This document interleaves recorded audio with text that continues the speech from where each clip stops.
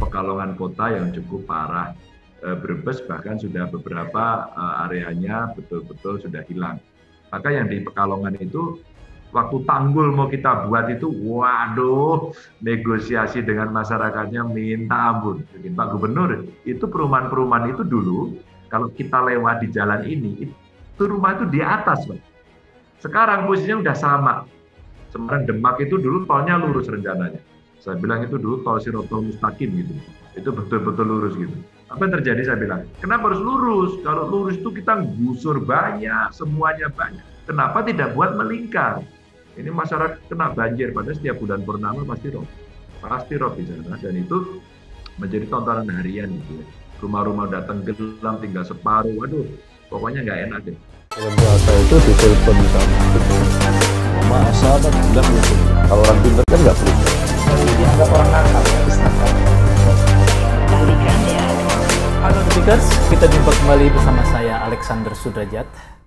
Halo, Oke. Assalamualaikum Bapak Gubernur Ganjar Pranowo, apa kabar Mas?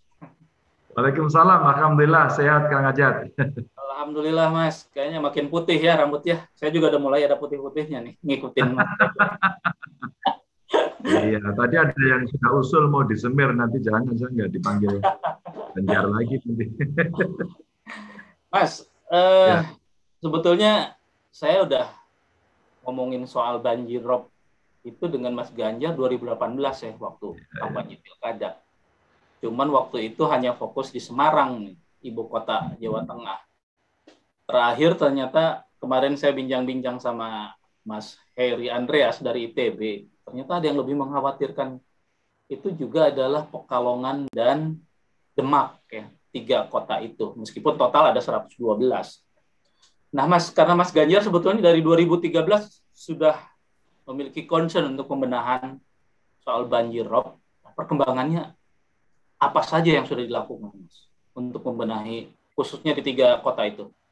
Enggak, sebenarnya kotanya banyak. Jadi kalau kita cerita soal rob itu ada area North Coast ya, North Coast di Pantura itu sebenarnya titiknya banyak. Ada dari Brebes, ada dari Pekalongan, sedikit Pemalang, sedikit Batang, Tegal, itu semuanya sampai Semarang, Demak. Semarang, Demak ini jadi satu areanya namanya Sayung. Lalu Pekalongan kota yang cukup parah. Brebes bahkan sudah beberapa areanya betul-betul sudah hilang. Dan ini sudah lama sebenarnya. Terus Mas, sampai ke Rembang sana.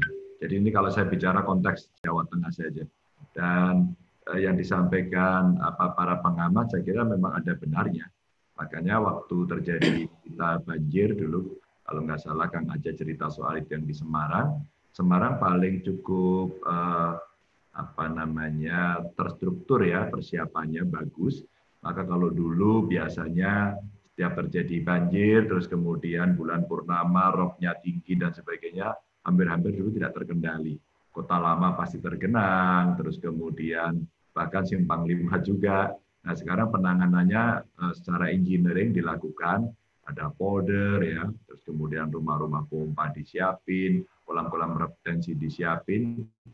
Kota Semarang relatif lumayan termanage dengan baik.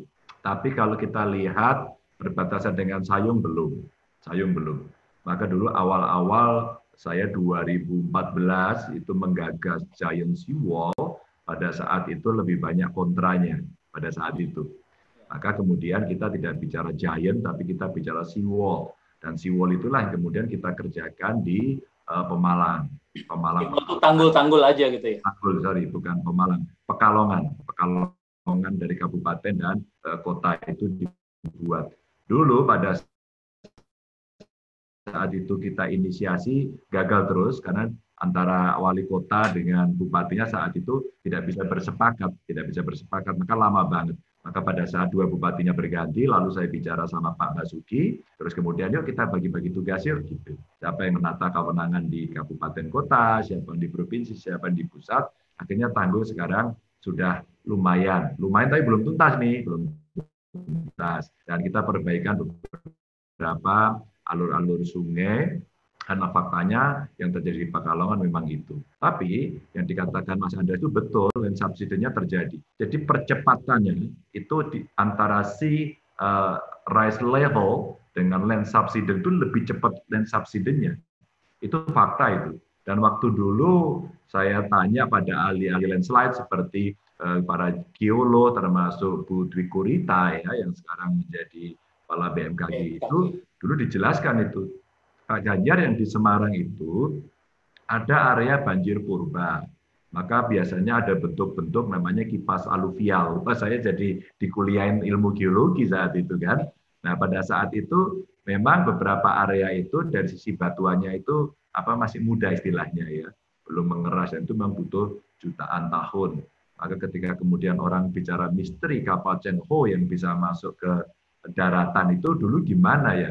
Itulah terjadi formasi-formasi yang ada di sana. Nah, dari situlah kemudian ada beberapa pekerjaan. Kebetulan saya punya catatannya. Jadi ada pendekatan yang sifatnya civil engineering ya, konstruksi fisik termasuk regulasinya. Lalu ada pendekatan lingkungan hidup, kita menanam di sisi hilirnya di area North Coast itu atau wilayah panturanya itu termasuk di wilayah bibir-bibir pantainya, tapi di hulunya juga kita perbaiki karena memang banyak gradasi hutan. Lalu kolaboratif penanganan ini mulai dari pusat, provinsi, kabupaten, kota termasuk dengan para pemangku kepentingan. Dan beberapa kita harus memberdayakan masyarakat. Maka ada yang satu ibu bertahan di Sayung yang nggak mau pindah, rumahnya ada tenggelam dan dia itu ya. Iya, bermetamorfose ibu itu bahwa sekarang transportasinya tidak lagi lewat jalan dan kendaraan darat, tapi dia sudah menggunakan perahu dan akhirnya beliau kayaknya menyimpan semangat luar biasa menanami mangrove di situ dan akhirnya sekarang menjadi hutan mangrove yang cukup bagus. Tapi ya kita mesti menerima kondisi itu ya. Kita pernah bekerja sama dengan Belanda.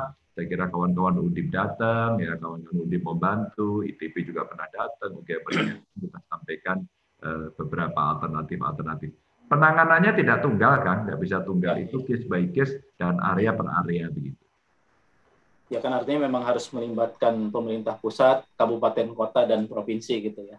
Iya. Nah, Mas Ganjar tuh seingat saya pernah bicara khusus untuk Pekalongan, memang akan dibuatkan desain yang lebih spesifik. Nah ini seperti apa Mas bayangannya, Mas, gambarannya? Udah, jadi yang ke Pekalongan itu yang tadi itu seawall-nya dibuat dulu, karena seawall itulah menghentikan sementara sambil kita menata. Jadi seawall-nya sudah dibuat. Nah sekarang kurang panjang, maka mesti dipanjangin. Dan di sana ada beberapa alur sungai yang memang kondisinya sedimentasinya udah tinggi. Maka itu yang kemudian mendorong banjir masuk ke area-area yang ada di kota. Kemarin masih ada problem yang belum selesai. Jadi pada saat menjelang pilkada, saya sampaikan pada wali kota sebelumnya bahwa tidak bisa Pak pengambilan air tanah terus-terusan. Habis gimana Pak? Oh tidak boleh gimana? Maka PDAM-nya lah yang harus dioptimalkan. Kita cari sumber yang lain, kita pasang pipa. Kalau kita masih melakukan toleransi itu akan sangat berbahaya begitu. Nah faktanya, Kang Ajat, beberapa area yang kemudian di stop tidak boleh mengambil air tanah memang posisinya kekurangan air. Maka sebenarnya antara PDAM, kami punya ada PDAB di provinsi, ini supplier airnya, ini memang mesti bekerja sama. Sehingga nanti kita akan bisa memberikan suplai air bersih pada masyarakat. Dan teknologinya juga tinggi.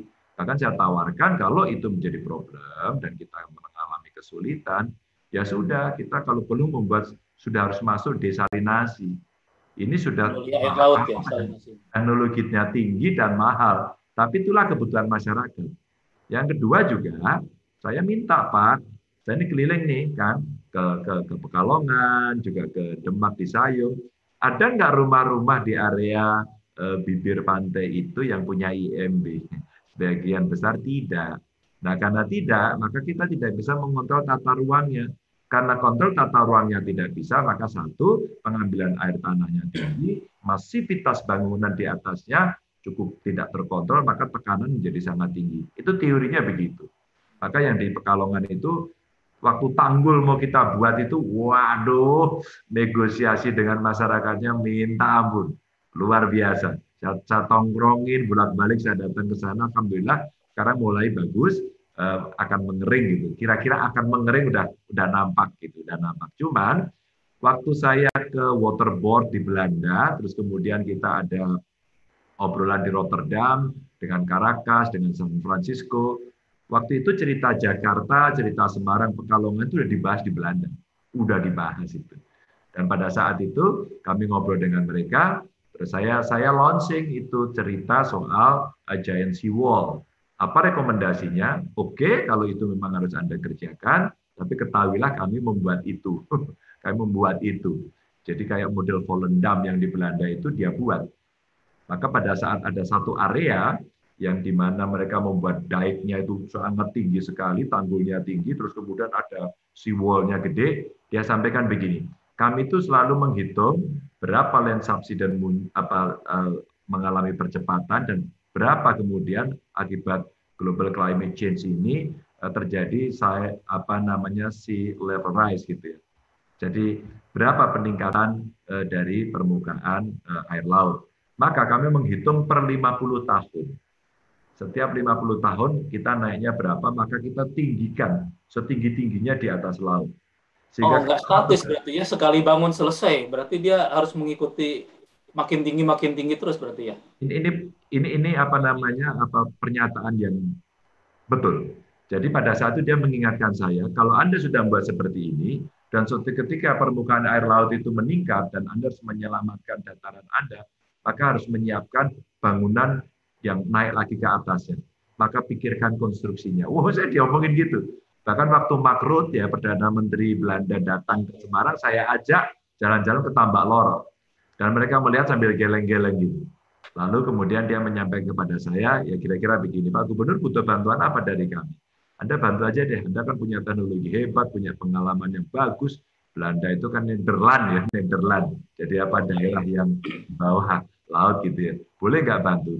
Terus oke, saya akan kirimkan orang. Dan saya dibantu oleh beberapa orang juga dari Belanda waktu membuat uji coba dengan cara yang mengurangi cara-cara civil engineering, tapi menggunakan cara yang lain, umpama menanam dan kemudian membuat konstruksi yang lebih ramah lingkungan, disapu sekali sama ombak, selesai. Maka dia datang lagi pada saya dan dia butuh waktu 10 tahun. Sekali lagi, 10 tahun untuk merancang itu terus-menerus tanpa pernah berhenti. Nah, sekarang ongoing itu berjalan. Maka cerita yang ada di Pekalongan itu, Kang, udah kita kerjakan, tapi karena belum selesai, saya cukup intent dengan Pak Basuki. Kebetulan ya, saya lapor Presiden, sampai saya sampaikan pada Pak Basuki, Kementerian LHK juga kita libatkan, daerah kita libatkan. Pak Basuki sih responnya bagus banget gitu ya. Pak Basuki Menteri PUPR kan ya? Ya, Menteri PUPR ya. Ini karena menterinya ini cukup rock and roll, jadi gayanya ngomongnya semua ngobrolnya enak banget gitu. Oke, kita buatin. Nanti kita bagi tugas begini ya. Nah ini sekarang lagi ongoing lah kita bereskan yang di Pekalongan.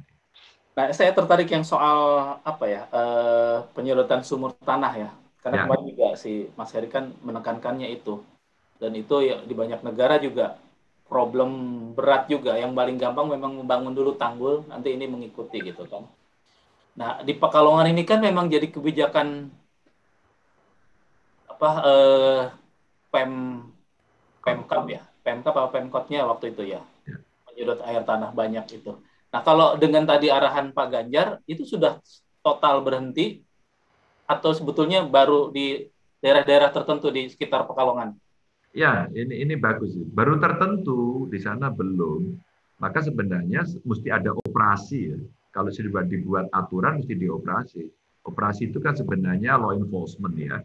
Yang saya melihat sudah dibuat perda, terus kemudian dilakukan operasi Kota Semarang. Itu ada dilakukan tindakan. Ya meskipun, mohon maaf ya Mas, selalu ada kan. Kalau ngebor nggak izin kan nggak kelihatan juga gitu kan. Maka kemudian seringkali saya minta dari SDM untuk ngecek provinsi komunikasi karena hampir semua izinnya kan dikeluarkan dari sana. Contoh ya, umpama kita mau melihat satu kawasan mau dibangun. Maka pada saat itu betul-betul mesti dikontrol karena ini tata ruang. Maka di coastal area inilah yang kemudian mesti ketat betul. Saya lagi menangani satu kasus ini belum beres ya, itu di kota Semarang. Kami lagi negosiasi dengan Pak Wali Kota, dengan pemangku kepentingan, pengusaha, kita ajak semua negosiasi, ngobrol yuk. Karena di sana itu Mas ada reklamasi, udah jadi, bahkan sebelum saya jadi gubernur gitu kan, dan kemudian udah jadi perumahan. Saya tiap hari sepedaan Mas.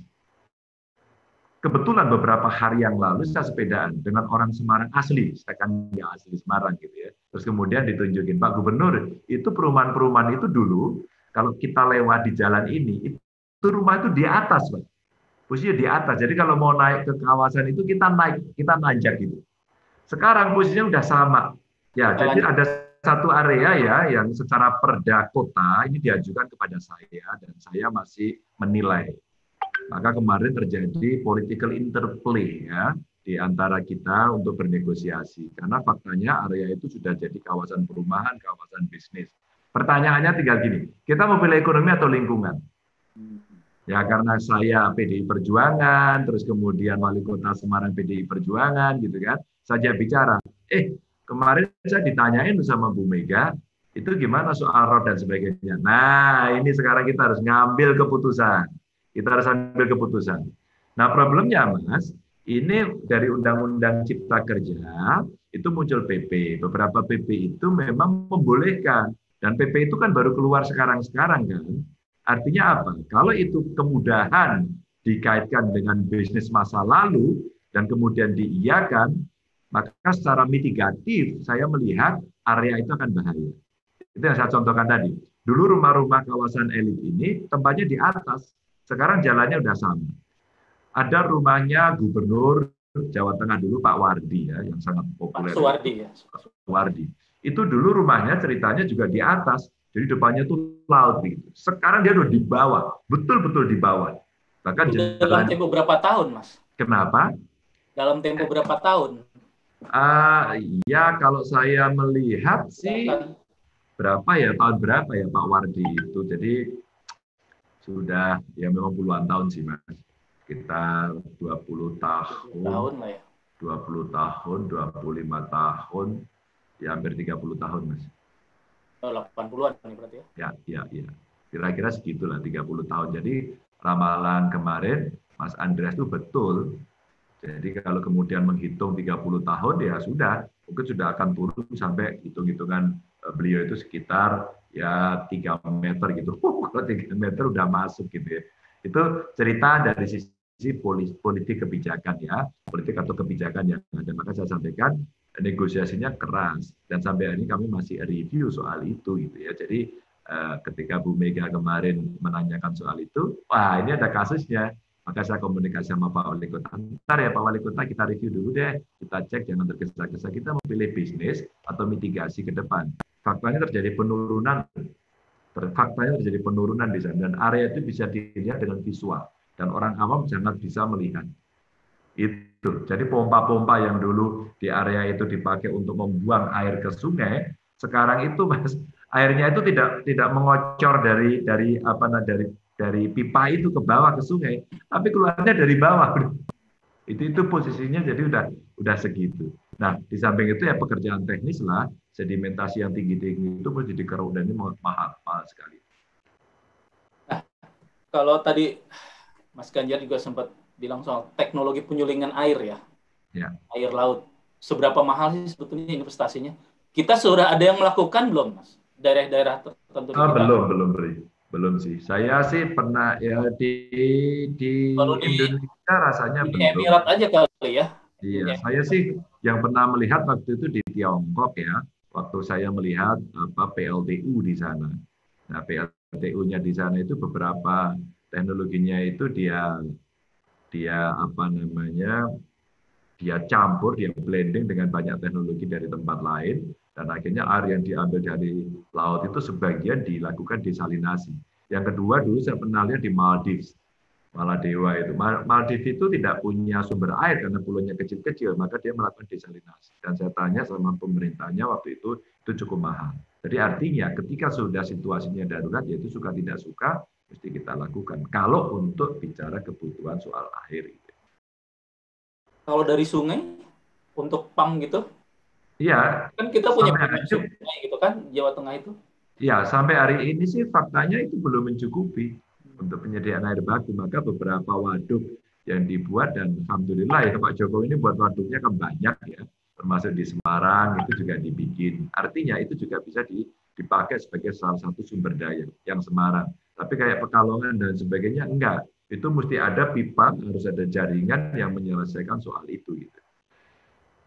Nah, Mas, saya pengen tahu komitmen pemerintah pusat sendiri, sokongan anggaran, sokongan teknologinya misalnya sejauh ini seperti apa? Bagus, bagus banget. Jadi saya cerita pada 2 kasus saja ya. Yang pertama pada saat terjadi banjir yang ada di Semarang termasuk yang di Pekalongan. Maka apa kemudian mesti dikerjakan? Ini kerjasama yang bagus itu best practice-nya ada di Kota Semarang memang. Jadi Pak Wali Kota, terus kemudian saya dan Kementerian Pusat itu bisa seiring.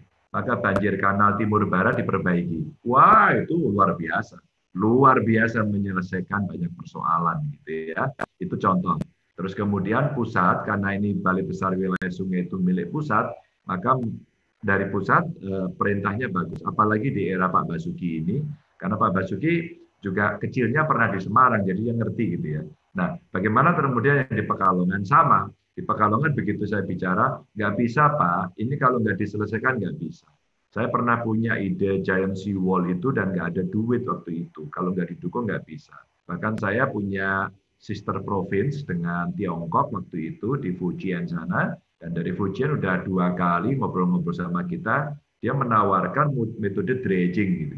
Jadi disedot terus kemudian dibuatkan pulau di sekitarnya. Ya, pulau-pulau itu dipakai untuk menghambat sekaligus industrinya dipindahkan ke sana. Reklamasi ya. gitu. Kenapa? Ya, reklamasi sekaligus untuk menghentikan area itu dengan berbagai teknologinya. Tapi itu tadi karena banyak kemudian yang waktu saya launch itu juga banyak yang berkomentar aspek lingkungannya, maka ya enggak gitu. Dan dia siap investasi. Itu satu. Nah, pusat akhirnya mau mengambil alih kondisi ini, maka dibuatin Mas banjir kanal barat, banjir kanal timur, border, pompa-pompa, kolam retensi dibuat, termasuk tanggul yang di Pekalongan. Nah, beberapa yang hari ini kita mendapatkan bencana yang luar biasa ya. Kemarin itu kan banjirnya dahsyat sekali. Maka Pak Basuki datang sekali. Februari ya kalau nggak salah ya. Betul. Dan kemudian saya sampaikan sama beliau, Pak, ini kalau nggak segera ditangani, wabil khusus yang di Pekalongan ini bahaya. Ini ada satu alur sungai yang mesti kita bereskan. Itu kemarin saya kirim suratnya langsung di ACC dan tahun ini dikerjakan. Cepat banget. Itu komitmen pusat. Termasuk ketika kita membuat tol Mas Semarang-Demak. Semarang-Demak itu dulu tolnya lurus rencananya. Saya bilang itu dulu tol Sirotol Mustaqim gitu. Itu betul-betul lurus gitu. Apa yang terjadi saya bilang, kenapa harus lurus? Kalau lurus itu kita gusur banyak, semuanya banyak. Kenapa tidak buat melingkar? Kalau dibuat melingkar, terus kemudian putar, itu akan bisa dipakai untuk membendung. Nah, ini konsep giant sea wall saya. Karena tidak bisa giant sea wall, maka ya kemudian ya ini sea wall menggunakan toll road yang kita jadikan wall gitu ya. Dan akhirnya disetujui sama Pak Basuki, dirubah langsung. Dirubah dan sekarang ini sudah ongoing. Pak Presiden juga udah mulai konstruksinya, sehingga nanti itu diputerin masuk ke tengah laut. Jadi ada gambarnya. Saya sih sebenarnya punya gambarnya ya. Tapi pasti nggak kelihatan dari situ. Nanti dikirimkan aja Mas, ya, biar boleh. kita masukkan di insert. Boleh. Jadi ada kemudian yang kita siapin, karena ada intrusi airnya itu yang bukan hanya intrusi masuk lewat bawah, ya udah banjir rob itu sudah yang di Sayung itu ada sudah sampai 5,5 kilometer masuknya. Kan dalam banget itu. Jadi itu sudah, ya kalau saya bilang akan tenggelam tidak, sebagian sudah tenggelam. Sebagian sudah tenggelam. Jadi area itu udah sinking area itu sudah terjadi di sana. Maka kalau kita ngelihat kondisi itu, maka udah deh dibuatin tol yang melingkar di tengah laut, terus kemudian masuk ke daratan, nyambung lagi, sehingga nanti daratan yang di dalamnya yang kemarin tergenang itu akan menjadi kering. Dan kemarin tidak dikeringkan semuanya. Harapan kita itu menjadi reservoir yang menampung air. Dan tadi itu Mas, kan itu bisa berproses tuh dari asin kemudian menjadi payau. Nah, itu akan menjadi sumber air baru untuk kebutuhan. Nah, tinggal dengan teknologi saja. Jadi, kalau komitmen pusat bagus banget soal ini. Bahkan kemarin tahun lalu saya ditanya sama Pak Presiden, kira-kira apa menjadi prioritas tahun lalu loh ini. Saya ngomong, Pak, PR kami yang berat adalah di coastal area ini, terutama area-area sekarang rob itu. Wah, langsung Pak Basuki diundang, saya ngobrol sama beliau, sama Mensesnek waktu itu, langsung kita rancang itu semuanya. Maka Pak Gub udah dimulai belum? Udah Pak, yang beberapa tangguh udah dimulai, pompa-pompa udah dimulai, Bapak juga pernah ke Tambak Lorok waktu itu, udah dimulai semua Pak. Itu ya kira-kira sudah berjalan 6 tahun yang lalu ya, sehingga kita sebenarnya tinggal melanjutkan aja Pak, cuman butuh cepat gitu, kira-kira gitu. Nah, cuman ada gangguan pandemi ini kali ya, konsentrasi agak terpecah. Bener, keganggu betul nggak? Apa tetap jalan juga proyek pencegahan banjirnya? Ya keganggu karena banyak refocusing gitu ya. Karena banyak refocusing terganggu. Kami pun yang bantuan-bantuan juga yang kami mau bantu dari provinsi ke kabupaten kota juga terpending semua. Padahal prediksinya kan 10 tahun tuh ya, berkejaran dengan waktu itu. Oh ya, tapi kan kita tidak bicara soal civil engineering-nya saja, kita juga bicara bagaimana aspek lingkungan dan menjaga itu tata ruang tadi itu. Sehingga memang direm-rem lah, cara pengeremannya. Ambil air tanahnya dikurangi pakai inperda biar diikat gitu ya di tiap kabupaten kota. Izin-izin mendirikan bangunan yang masif mesti dikontrol ya. Hulunya mesti diperbaiki.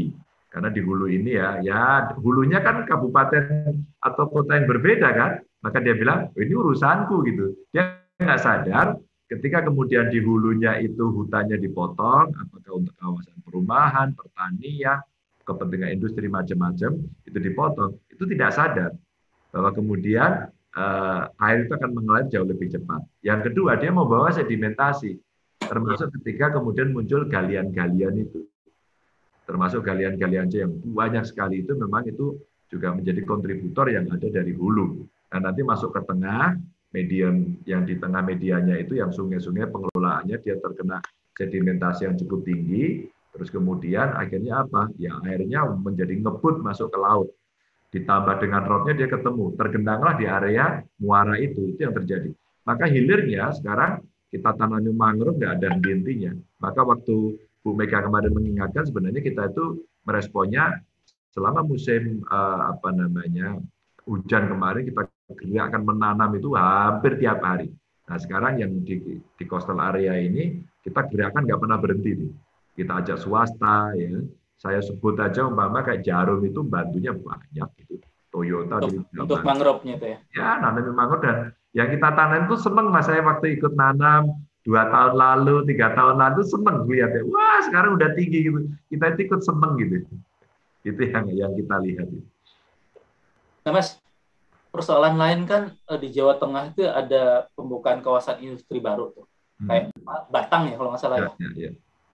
Nah, itu akan seberapa dampaknya buat daerah-daerah tetangganya itu dari sisi kalau Batang tempatnya tinggi. tinggi.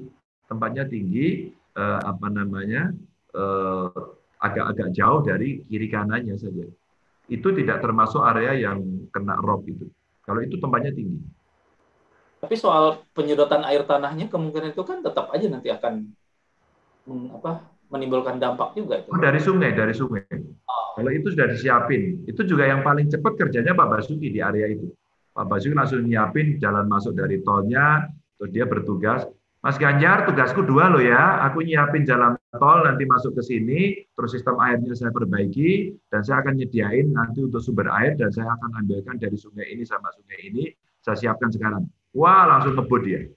Kalau itu keren, itu keren. Jadi hasilnya visualnya udah kelihatan, dan dari ilmu airnya beliau jago, dan Pak Basuki memang di samping beliau sendiri geolog, dan dia juga orang air, gitu, jadi paham sekali.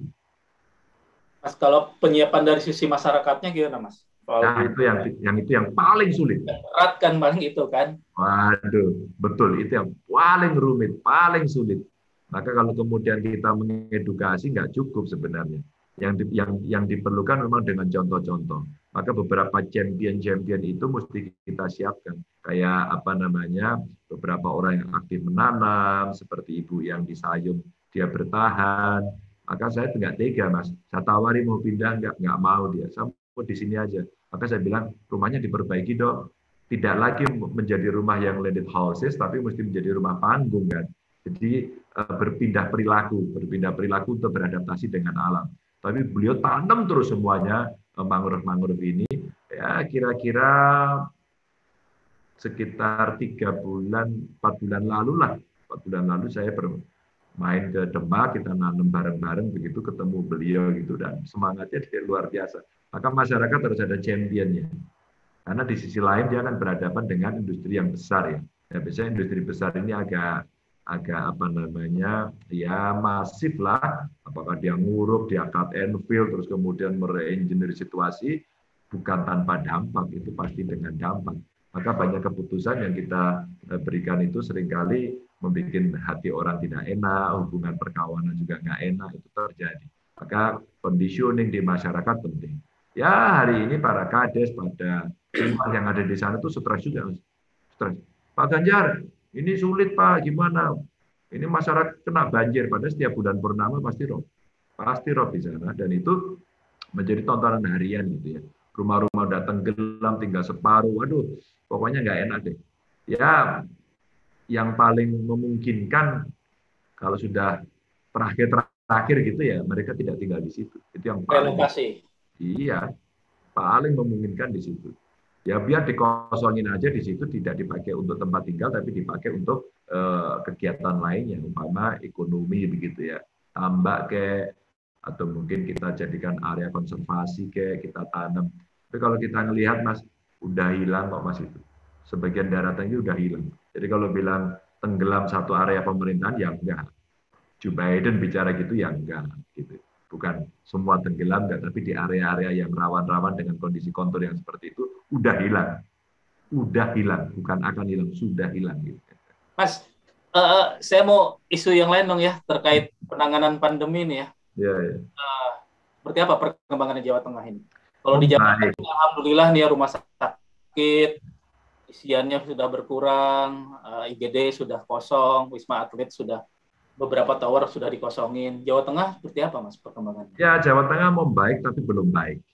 Trennya membaik tapi belum baik. Kalau Jakarta sudah bisa cukup turun bagus gitu ya.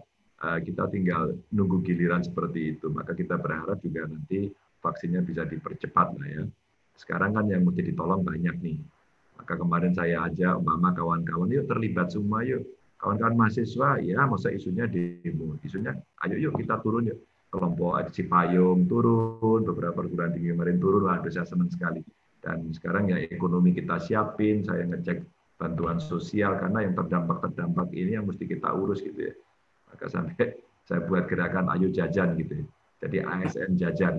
Ini nanti kita mau buat pekan jajan gitu ya, agar biar jajan terus dia keluarkan konsumsinya, terus kemudian warung-warung itu kita beli, jangan membuat dapur umum, tapi buatlah itu, kan itu yang penting. Soalnya di sisi hilirnya relatif ya, di beberapa kota udah tertangani. Masalah oksigen mulai bisa stabil, terus kemudian rumah sakit itu tenda-tenda udah mulai dibuka gitu ya. Terus kemudian bornya kita bagus Mas, bornya udah 50% lebih dikit gitu ya. Jadi artinya mulai bisa dikendalikan. Itu kondisi Jawa Tengah hari ini seperti itu. Untuk vaksin memang targetnya berapa? Vaksin dan kendalanya apa? Ya 28 juta kita yang mesti divaksin, tapi ya sekarang yang yang sudah divaksin baru 8 juta. 8 juta itu 1 dan 2 loh ya. 1 dan 2 itu artinya vaksin pertama dan kedua. Jadi saya ada datanya itu, kalau boleh saya sampaikan, yang vaksin itu bor kita 50,78%, lumayan lah ya. Terus kemudian vaksin kita yang dosis pertama 18,83%. Vaksin kedua kita baru 10,55%. Ya, kalau kita digelontorin vaksin banyak ya, saya proposalnya dulu 2.400.000 tiap minggu. Iya, kalau itu bisa dikasih ya kita lebih cepat lagi.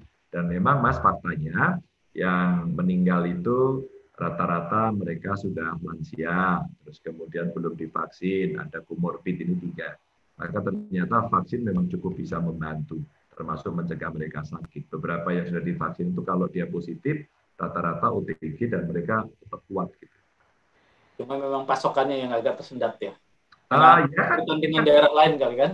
betul ya. Waktu itu beberapa daerah lain memang apa namanya sangat membutuhkan, maka waktu saya diomongin ya itu dipakai dulu boleh nggak? Oh, boleh aja sih Pak. Ini kan cerita NKRI bukan cerita wilayah pemerintahan terus gengsi-gengsian sendiri ya janganlah kita bantulah. Kalau untuk distribusi bansosnya gimana, Mas? Bansosnya kita dalam pengawasan, maka saya membuat rembuk desa itu secara virtual sudah 7 berarti kalau nggak salah 7 kabupaten saya tanyain, rata-rata data masih problem. Tapi saya senang Mas nemu kemarin buruh tani di Klaten itu mengembalikan, keren ya. Buruh tani mengembalikan, terus ada mahasiswa saya baru lulus Pak, itu saya dapat dikembalikan, perangkat desa mengembalikan tuh secara moral itu bagus gitu. Saya kasih hadiah mereka. Kamu kembalikan Balikan karena nggak mau atau karena double atau gimana? ya sebenarnya di double karena umpama yang buruh tani itu saya sudah dapat Pak dari dana desa. Loh, dibawa aja kan nggak apa-apa. Nggak enak Pak, nggak enak sama tetangga. Jadi rasa nggak enak itu menjadi penting. Maka sekarang kita minta untuk mereka mencatat seperti apa dan Senin minggu lalu saya sudah kirim surat. Senin kemarin saya sudah kirim surat ke Bu Menteri Sosial agar Jawa Tengah dikasih datanya biar kita update karena beberapa kades itu menyampaikan verifikasi validasi data yang dilakukan di bulan April lalu itu ternyata kok yang keluar masih sama lagi gitu. Nah, kita butuh membridging daripada nyala-nyalain, marah-marah, nanti viral kemana-mana. Udah deh saya kirim surat ke Bu Mensos, nanti biar kita punya datanya. Kalau salah ya kita segera perbaiki dengan harapan nih Mas, harapannya ya. Kalau itu salah, jangan ditarik lagi ke pusat, langsung boleh dibagikan kepada yang lain dengan data daerah. Itu permintaan kades-kades gitu. Maka saya ngecek ke mereka, BST-nya begitu. Kalau dana desanya bagus, digelontorkan bagus. Cuma yang dari pusat ini mungkin karena rentang kendalinya jauh, memang kita di daerah mesti membantu Kemensos untuk meng-clearance data-data itu.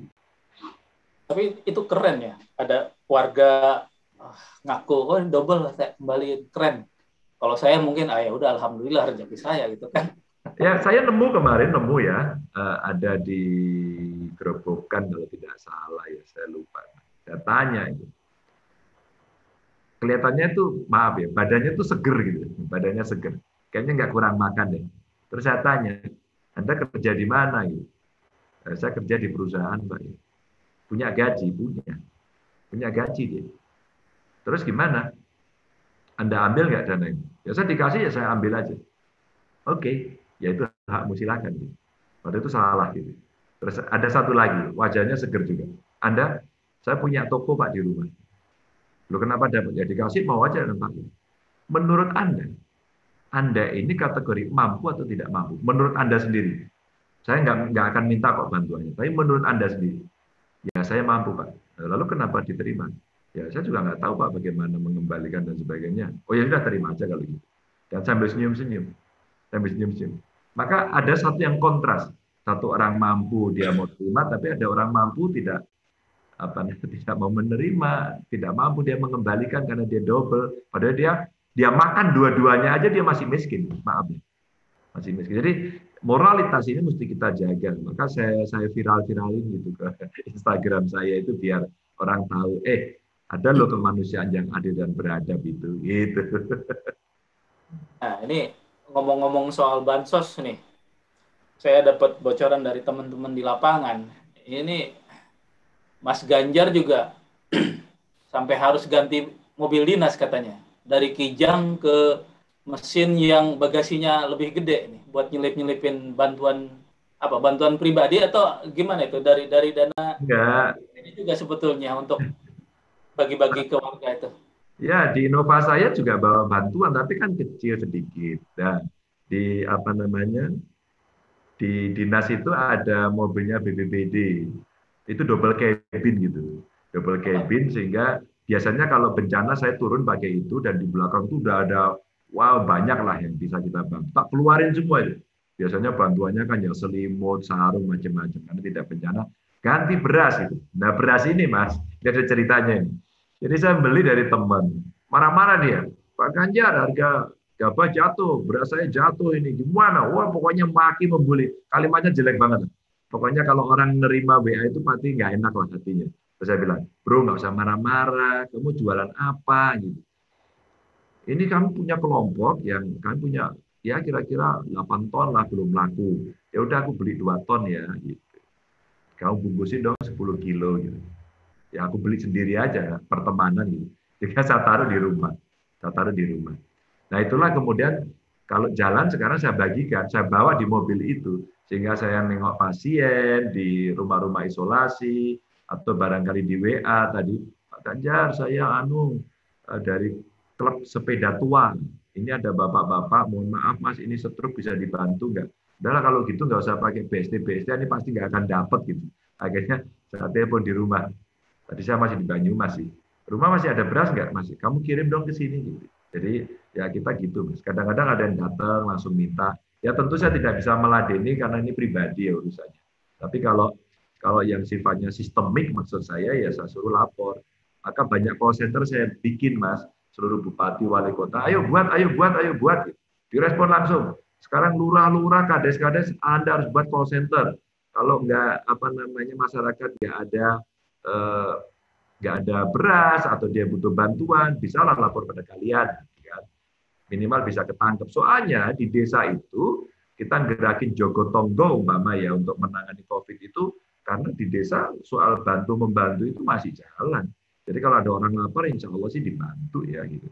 Jadi mobil itu sekarang kita pakai untuk membawa itu dan saya mulai masukkan kadang-kadang ke desa, terus kemudian jalan rusak itu ya bisa kita ketahui, Pak jangan lewat sini Pak, jalannya rusak. Ah mumpung bawa mobil four wheel drive gitu kan, saya bilang kita lewat jalan yang paling rusak biar kita ngerti itu jalannya siapa, udah diperbaiki belum. Wah udah kita motret-motret kan, udah kita potretin, kita video jalannya jelek gitu. Saya tanya pada dinas saya, ini jalannya siapa ini kok jelek amat? Jalan kita Pak. Ternyata jalan saya sendiri gitu. Ayo disiapin, diperbaiki. Udah Pak, tapi anggarannya kena refocusing Pak, kita rencananya kita bangun 11 kilo ya terpaksa sekarang kita aja Pak ini 5 kilo katanya. Ya sudah, jadi saya tahu terus saya minta maaf sama Bupati. Maaf saya yang salah kalau gitu. Nggak jadi diupload dong ya. Oke, Mas Ganjar, terima kasih banyak. Sama-sama. Oke Kang ya, sehat-sehat. Mudah-mudahan pembaca Detikom khususnya ini mendapatkan gambaran lah ya tentang kondisi 3 kota yang terancam tenggelam 10 tahun ke depan seperti kata ahli dari ITB. Sudah dilakukan langkah-langkah. Cuma ya dengan pandemi tentunya ada pelambatan ya karena konsentrasi terbagi, anggaran juga ada refocusing. Mas Ganjar, sekali lagi terima kasih. Sama-sama Kang, sehat selalu ya. Amin. Yuk, salam sehat. Assalamualaikum. Salam warahmatullahi wabarakatuh.